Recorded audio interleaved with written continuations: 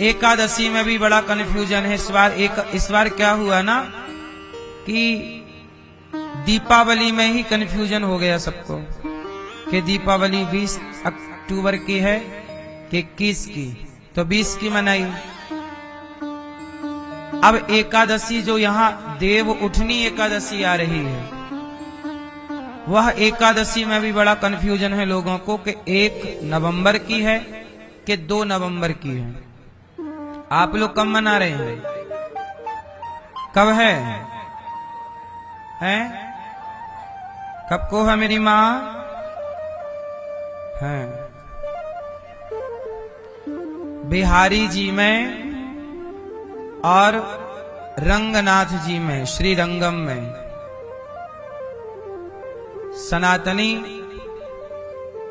जो भगवान के परम भक्त हैं, रंगनाथ भगवान की सेवा करने वाले भक्त, बिहारी जी की सेवा करने वाले भक्त बिहारी जी में और रंगनाथ जी में 1 तारीख की एकादशी मनाई जा रही है। 1 नवंबर, क्यों 1 नवंबर को एकादशी मनाई जा रही है, तो 1 तारीख की ही पंचांगों में, अधिक पंचांगों में 1 तारीख को ही प्राप्त हो रही है। 2 को भी एकादशी है, 2 को निषेध नहीं है, पर जो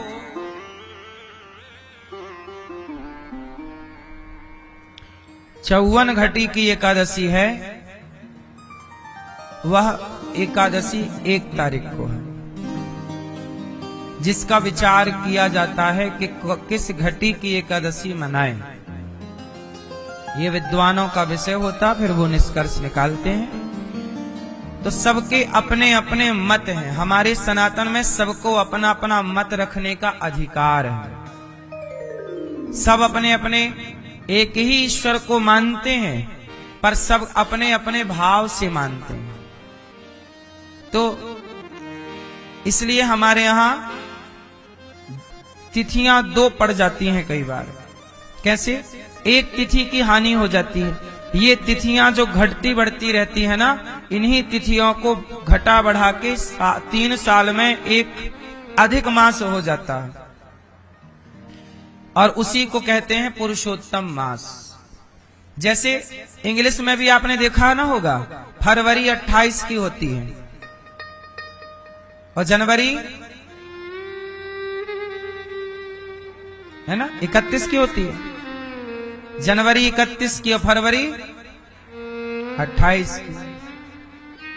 कोई महीना 30 का है इंग्लिश में, कोई 31 का है, कोई 29 का है, कोई 28 का है। बोलो हाँ। लेकिन सनातन में 30 दिन का ही 1 माह माना जाता है। इसलिए पूर्णिमा से गिनो या अमावस्या से गिनो तो तिथियां 15 ही होती हैं। प्रतिपदा 1, प्रतिपदा द्वितीया, तृतीया, चतुर्थी, पंचमी, षष्ठी, सप्तमी, अष्टमी, नवमी, दशमी, एकादशी, द्वादशी, त्रयोदशी, चतुर्दशी, और चतुर्दशी के बाद या अमावस्या या तो पूर्णिमा। हो गए 15 जोड़ा तो अमावस्या, फिर 15 जोड़ा तो पूर्णिमा, टोटल हो गए 30। इसमें जो घटा बढ़ी होती है उसे निकालकर तीसरे साल को 1 माह बढ़ा दिया जाता है। ये गणित है। इसी को बोलेंगे पुरुषोत्तम माह। जैसे अभी इस साल, अब अगले साल ये जो अगला जेठ आएगा ना, जेठ आषाढ़ में पुरुषोत्तम माह आने वाला, सुनना देखा कि नहीं? जे आषाढ़ में नहीं, शायद ज्येष्ठ में है, कंफर्म अभी नहीं है मुझे, लगभग। पर इस बार बढ़ने वाला है माह, हर तीसरे साल। हाँ या ना? तो आप एकादशी को लेके कंफ्यूज ना हो। और मेरा एक मत मैं बताऊं, एकादशी 1 तारीख को भी है और 2 को भी है। इसलिए मैंने तो सोचा है कि मैं दोनों दिन की ही व्रत कर लूंगा। 1 तारीख का भी व्रत कर लो और 2 का भी। कोई पैसा तो लगना नहीं है, बचत और होगी। बोलो हाँ, खर्चा नहीं है रत्ती भरी। मैया बताओ, है खर्चा? अच्छा है, रोटियां बचेंगी नहीं? मैया को तो भात खाना रहता है इतना सारा। एक टट्ठ भात।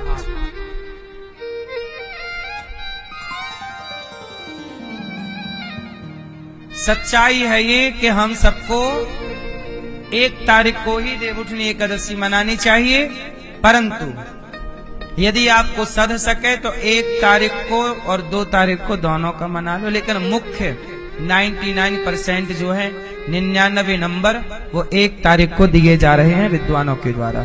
बिहारी जी में भी 1 तारीख की है। चाहिए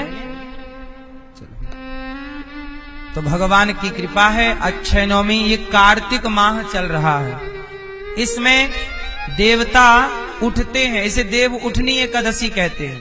हम एकादशी के दिन बताएंगे सब कथा। आज अक्षय नवमी की बात बता दें कि आज के दिन भगवान आंवले में वास करते हैं। आज के दिन से आंवला खाया जाता है ना, पूजा करके। आंवला को औषधियों में राजा बोला गया है, सबका बाप क्या है? आंवला। इसलिए देखो, औषधियों का शिरोमणि है आंवला। एक आंवला जो व्यक्ति हमेशा खाएगा, आंवले का अचार खाओ, मुरब्बा खाओ, आंवला खाने वाला व्यक्ति जल्दी से बीमार नहीं पड़ता। आंवला औषधीय गुणों से भरा हुआ है। औषधियों का राजा कौन है? बोलो भैया। औषधियों का, जैसे फलों का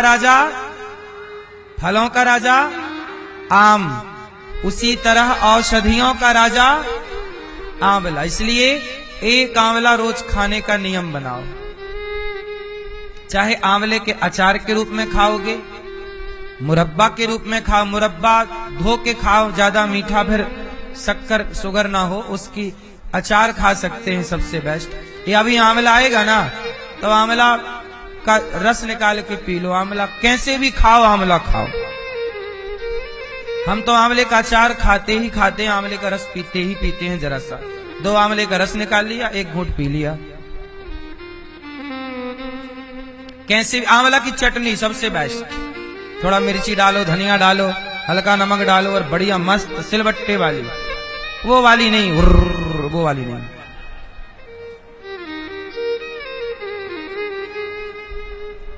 सबसे बेस्ट। सही ना मेरी माँ? चटनी मस्त। आप में से किस किस को चटनी अच्छी लगती है? टमाटर की चटनी है, अमरूद की चटनी है, खाते हो सबके? नहीं, भूल गए। अमरूद की चटनी। अब आप लोग काय में चटनी बनाते हो? सिलबट्टे वाली नहीं? नहीं, आलसी हो ना मेरी माँ। कौन सिलबट्टा पीसे, कौन ऐसे ऐसे करे? आलसी है। इसलिए देखो ना, गुब्बारे की तरह करना धरना कुछ नहीं है तो दे गुब्बारा। पहले के लोग फिट रहते थे, काम करते थे, फिट रहते थे, लंबा जीते थे, काम भी हो जाता था, पैसे भी बच जाते थे, स्वास्थ्य भी बढ़िया, स्वाद भी अच्छा। अब आजकल चटनी भी आदमी उसकी खा रहा। चटनी उसकी थोड़ी होती है। जब आप उसमें चटनी पीसते हो ना, वो वाले में, तो उसमें ना आपने देखा होगा गरम हो जाती है चटनी, रगड़ पड़ती है ना, और जैसे ही गरम हुई खत्म उसका स्वाद। सब चीज का स्वाद मेंटेन करने के लिए ना सब व्यवस्थित काम था। चलो, आप तो बहुत समझदार हैं। आज खान पियन गलत हो गया, इसलिए लोग बीमार पड़ गए। खाने का ज्ञान नहीं है। बताओ कार्तिक में क्या, कार्तिक चल रहा है ना, बताओ कार्तिक में क्या खाने का निषेध है हमारे पूर्वजों के द्वारा? बोलो, चलो बताओ। आप बताओ मैया, कार्तिक में क्या नहीं खाना चाहिए हमारे पूर्वजों की जो गाइडलाइन है उसके हिसाब से। क्या?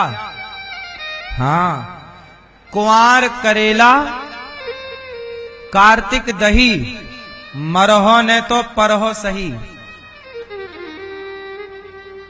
कुंवार में करेला नहीं खाते और कार्तिक में दही नहीं खाते।